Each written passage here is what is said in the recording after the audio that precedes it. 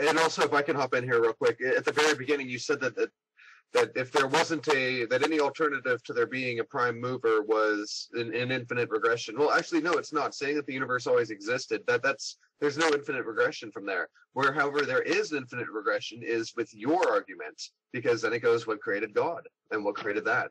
So I think that you have it backwards. I think that the notion of there was a prime mover, there is something that created everything. Well, that exactly necessitates an infinite regression. So I don't know. Yeah, and you need to make a distinction between proving your case and making a baseless assertion or an assumed conclusion. If you assume the conclusion, it is not the same thing as proof. If you say that you've proven the existence of God, that means that everyone in the world will be aware of it within the next few months. And if you're happy to accept these sort of random assertions as sort of proof, well, then it's simple. Here is the assertion. I created the universe. Boom, we're done. If all you need is to make your assertion, then that's the simplest one you can make, yes? Okay, let Purple respond. I could actually disprove that you created Thunder, and the way I would do that is I would track down your birth certificate, look at the date, and find a document of a date before that. I have actually right next to me a couple of newspapers that date to Civil War era. I could have created the universe with that information in it. Last Thursday. The universe 5 minutes ago. So he would have. So again, how are you going to disprove my assertion? Again, by showing that you came into existence after the universe and thus cannot be the cause of it. Purple Turtle, I suggest you look up the concept of last Thursdayism, wherein a false appearance of age could have been created so that everything that seems to have occurred before last Thursday is an illusion, and that the universe only came into existence last Thursday.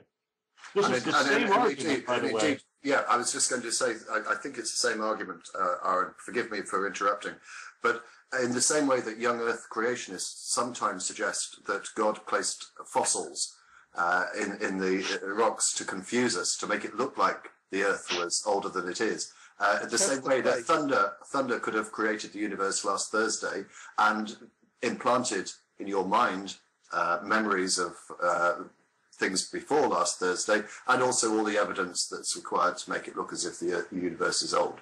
I don't think that it's a very persuasive philosophical argument.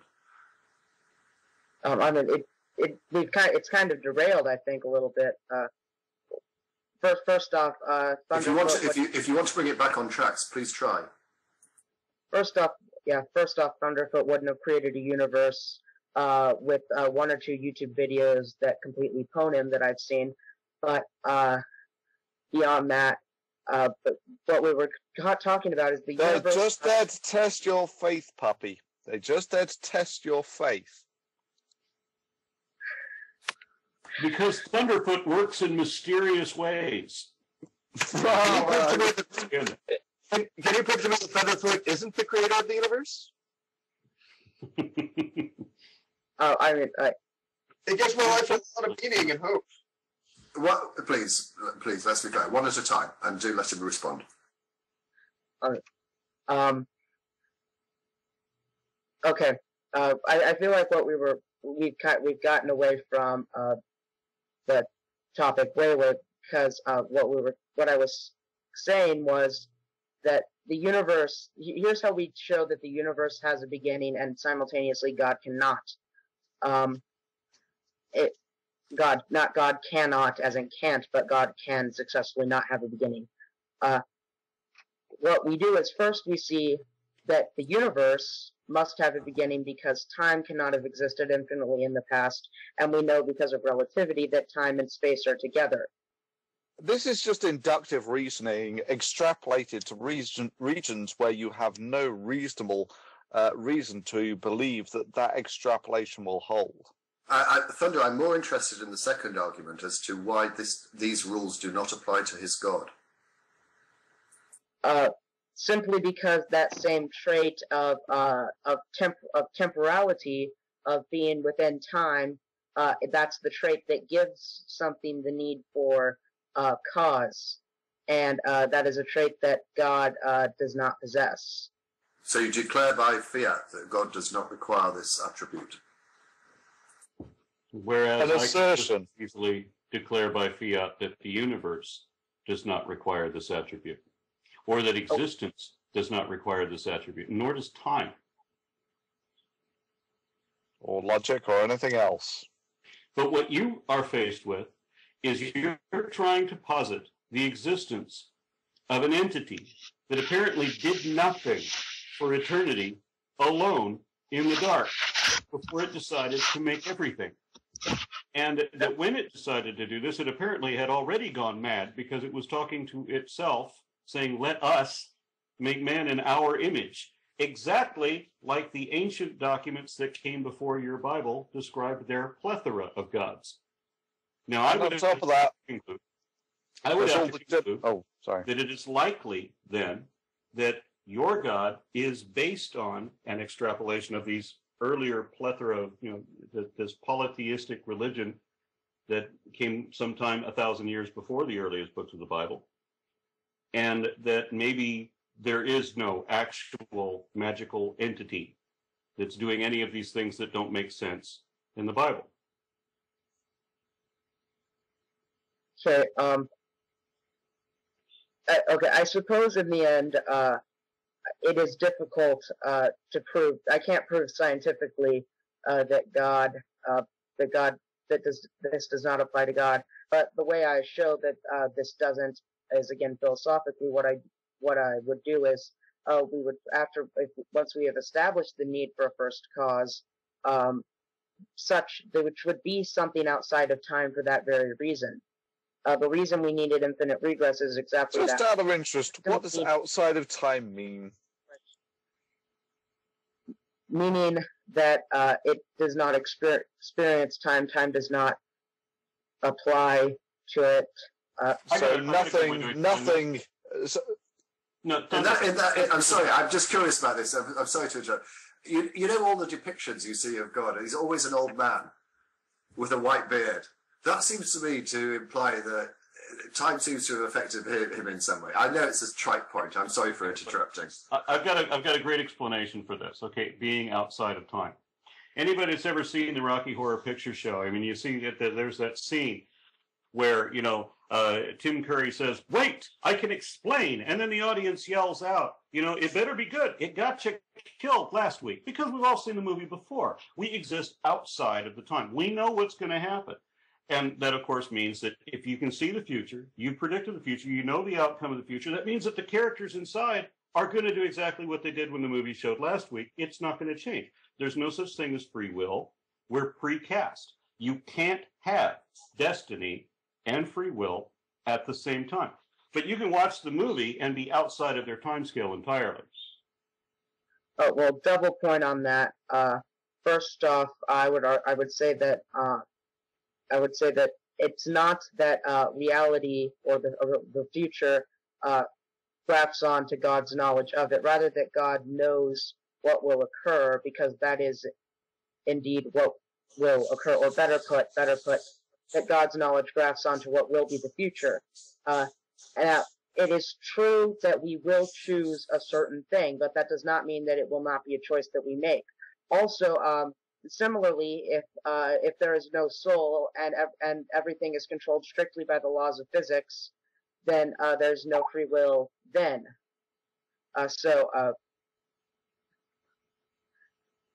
Either way, I think it. So you do believe in a deterministic universe? There is a fixed outcome. There is a fixed outcome, and God knows what it is. There's a specific outcome that we will indeed choose to happen. There's a certain way it will happen. It is the case. So you have no free will. It's all been, God created this universe knowing exactly what would happen. So at what point in this does free will come into this? I actually would disagree with you, Thunder.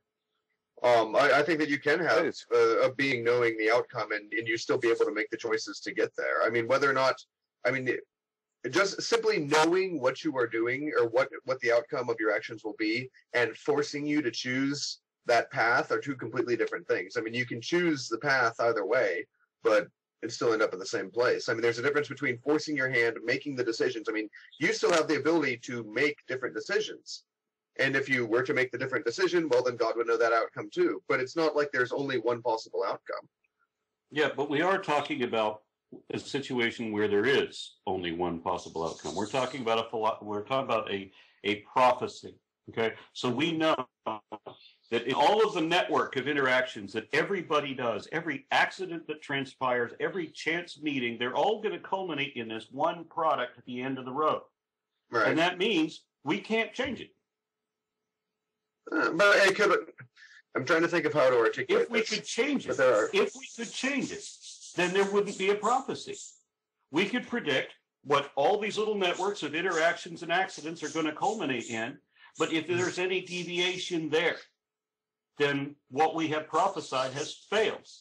So you this is the point. I'm trying to think of a comparison or an analogy. Go ahead. What's you thinking about that, Donnie? I mean, this is a point that was brought up in the discussion that you, Thunder, and Venom Fang X had. There was not an opportunity for me to ask you about this, but it did seem to me somewhat strange that you could say that everything is deterministic and God knows the outcome, and yet also have free will. And it was a point I didn't fully understand, but it seems to me that you're sort of suggesting that every single potential outcome God will know the end result of that, a little bit like the double slit experiment. Once you observe something and it's sort of like had to collapse the wave function, God will know what will happen from that point onwards. Is that effectively what you're saying? Because otherwise I don't fully understand what your point is. So are you talking to me or Aaron? Yeah. Well, I mean, it's simply that you can, look, if there are multiple possibilities, multiple endpoints, but God knows which one will happen. Like, I can know what the weather will be tomorrow, but that doesn't necessarily mean that I'm making the weather. I mean, it could be a variety of things. I mean, it's you're not forcing the decision. You're not forcing it. You simply know what it'll be. It's more of a passive standing back. I know what the future will be. I mean, I could, let's say that if there were a way for me that God magically knew what the lottery numbers would be. I mean, does that mean that he's in there moving the balls around? Watch a DPR. To get that specific sequence, or that he's simply sitting back, he just knows what it will be. I mean, I view it as more of a passive, not taking place in it, but you can simply know without influencing. I mean, I guess that's the thing. If it's predictable, then there is a mechanism that is naturalistic that you have no real control over. It's like flipping a coin. Once you actually understand the mechanics of it, it's not a random event. Yes. Now, if I could explain something, purple puppy turtle, is it? Let's imagine for a moment. Puppy turtle. Okay. Let's imagine for a moment that you are a scientist, okay, in paleontology, and you want to propose that a particular creature existed once upon a time. Now, you might look at the data that you have, you might look at the other fossils, and you might surmise a transitional species, this one likely existed. And you can say that it likely did because of the transitions that you see, and see that in order to confirm it, because you can't say it did exist. Would you agree that it would be dishonest to say that it did exist before you have proof that it did? Before I have proof that it did, it would be dishonest, but I don't believe that to be the case with God. Okay, no, hold on. You don't have proof. Lots of other people claim to have proven and claim to have direct knowledge that their gods exist, and they're mutually exclusive gods. We're talking about things like Krishna, for example. Now, Krishna cannot exist and Jesus exist in the same context because they conflict with each other. Their mythologies conflict. For one thing, Krishna claims to have created the multiverse himself as part of the day of Brahma, 4.32 billion years. his story and the Jesus story cannot both be true at the same time. Yet you have people claiming that we know this God exists, and you claiming all kinds of things that contradict things that all other Christians are saying. Now, here's the problem. Now, if I say that certain creature existed, and I name a time, and I name a date, and I name its features, and I talk about what it ate and everything, and I give all kinds of details for something I have no evidence at all, but I'm talking matter-of-factly about it, would you agree that I've been lying to you this entire time?